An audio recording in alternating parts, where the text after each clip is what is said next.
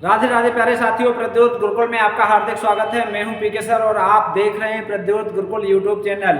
जी हां, आज हम फिर से लेकर आए हैं एक रामबाण क्लास जो आपकी परीक्षा के लिए होगी बेहद खास। आप नोट्स बनाते चलिए और भविष्य में आपको होने वाली परीक्षाओं में पता लगेगा कि जो क्लास हमने उपलब्ध कराई है वो आपके लिए कितनी उपयोगी साबित हुई हैं।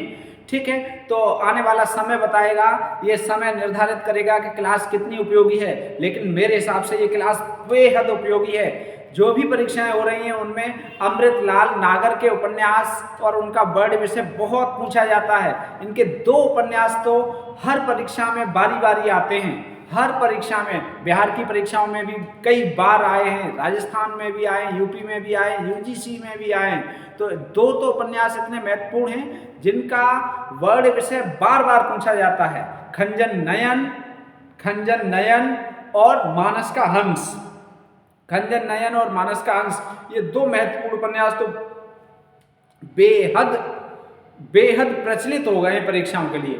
तो चलिए आज हम चर्चा करने के लिए उपस्थित हैं। बिना किसी देर के सीधे चलते हैं क्लास की ओर। हम प्रमुख उपन्यासों की भी चर्चा करेंगे और उपन्यासों के साथ साथ उनका वर्ड विषय भी देखेंगे।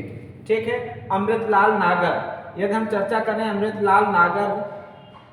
अमृतलाल नागर के जीवन काल की चर्चा करें तो सीधे सीधे हम 1916 से 1990 तक पहुंचेंगे। अर्थात 1916 में इनका जन्म हुआ था और 1990 ईस्वी में अमृतलाल नागर जी का निधन हो गया। ठीक है, अब इनके प्रमुख उपन्यासों का वर्ड विषय क्या है? पहला है शतरंज के मोहरे, 1959 का उपन्यास है। अवध की नवाबी ह्रासोन्मुख जीवन है, उसका वर्णन है इसमें। अवध का जो नवाबी ह्रासोन्मुख जीवन है उस सब का वर्णन किया गया है शतरंज के मोहरे। ठीक है, अगला है 7 घूंघट वाला मुखड़ा, बहुत महत्वपूर्ण उपन्यास है। 7 घूंघट वाला मुखड़ा, कितने घूंघट वाला? 7 घूंघट वाला। अब तो एक घूंघट वाला मुखड़ा भी नहीं मिलता, 7 घूंघट तो आएंगे कहां से? चलिए, समरू बेगम के नारी हृदय की अभिव्यक्ति है इसमें। जो समरू बेगम है इसकी नारी हृदय की अभिव्यक्ति है इस उपन्यास में। ठीक है, बेहद खास उपन्यास है। ये सारे उपन्यास इनके महत्वपूर्ण परीक्षाओं के लिए। एकदा नैमिषारण्ये, एकदा नैमिषारण्ये 1972 का उपन्यास है अमृतलाल नागर जी का। ठीक है, आधुनिक भारत को एकता के सूत्र में बांधने का भाव व्यक्त किया गया है। एकता के सूत्र में बांधने का भाव व्यक्त किया गया है कि जो आधुनिक भारत है वो एक सूत्र में कैसे बंधेगा। ठीक है, इस सब की चर्चा की गई है एकदा नैमिषारण्ये में। एकदा नैमिषारण्ये, चलिए इसी पर हमने और भी लिख रखे हैं। अगला है चौथा, देखो एकदम बहुत इंपॉर्टेंट, मानस का हंस। मानस का हंस 1972 का है। ठीक है, वेरी वेरी इंपॉर्टेंट है, बार बार लिखो, बार बार कहो तो भी कम पड़ जाएगा।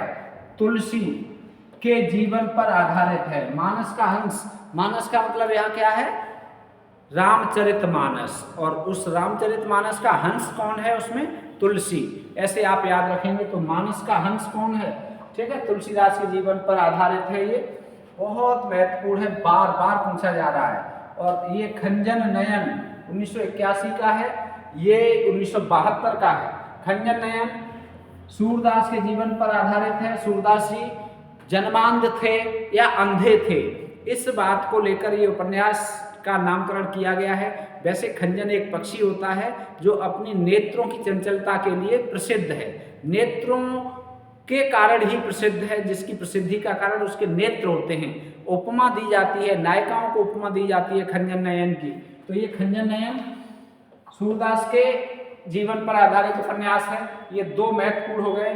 करवट और पीढ़ियां, ये 2 अलग अलग उपन्यास हैं। ठीक है, करवट और पीढ़ियां अलग अलग उपन्यास हैं 1985-86 के। ठीक है, अब इसमें क्या है? नवाब वाजिद अली शाह के समय से लेकर 1986 के विघटनकारी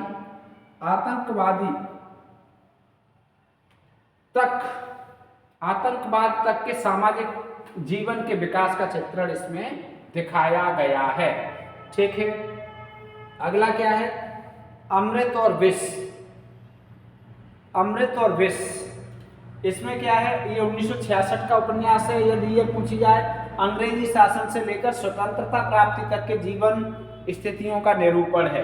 अंग्रेजी शासन से लेकर जब तक भारत स्वतंत्र हुआ है तब तक की सभी जीवन स्थितियों का वर्णन है। अमृत और विष, अमृतलाल नागर, अमृत और विष, ठीक है। अमृतलाल नागर, अमृत और विष बहुत पूछा जाता है, शतरंज के मोहरे बहुत पूछा जाता है, ठीक है। अमृतलाल नागर, अमृत से अमृत, अमृत और विष, विष का अमृत और विष का मतलब ये क्या है, अंग्रेजों के साथ जो हमारा जीवन था वो विष से भरा हुआ था, अमृत और विष से भरा हुआ, ठीक है।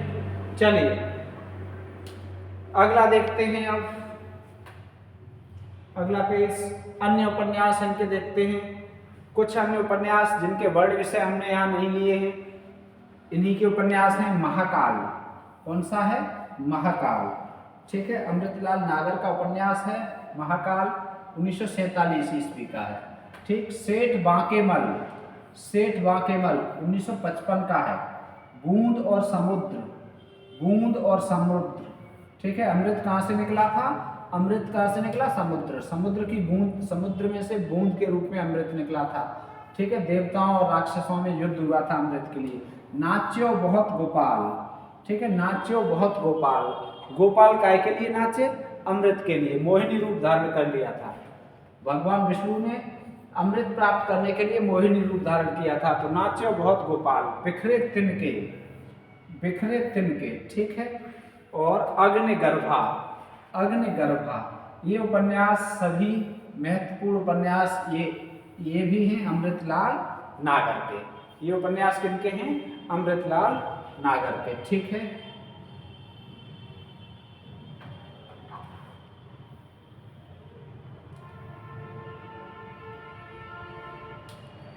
चलिए एक बार में नहीं आ पा रहे, ठीक है। तो इन उपन्यासों को आप अच्छे से तैयार कर लेंगे, नोट्स बना लेंगे।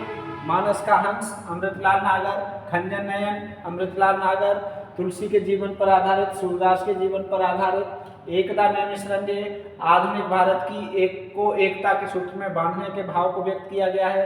7 घूंघट वाला मुखड़ा, समरू बेगम के नारी हृदय की अभिव्यक्ति है इसमें, ठीक है। शतरंज के मोहरे, अवध की नवाबी, हिरासोन्मुख जीवन का वर्णन है। अमृतलाल नागर 1916 से 1990 ईस्वी इनका जीवन काल है, ठीक है। तो जो प्रमुख उपन्यास हो गए और उनका वर्ड विषय हो गया, प्रमुख उपन्यास हो गए और उनका वर्ड विषय हो गया अमृत और विष, ठीक है। तो ये आज की क्लास हम यहीं तक रखेंगे, ठीक है। आज की क्लास यहीं तक, और इसकी PDF आपको मिल जाएगी, आपको प्रतिदिन बताते हैं उसी टेलीग्राम चैनल पर, प्रद्योत गुरुकुल टेलीग्राम चैनल पर। इस टेलीग्राम चैनल पर आप PDF इसकी प्राप्त कर सकते हैं, ठीक है।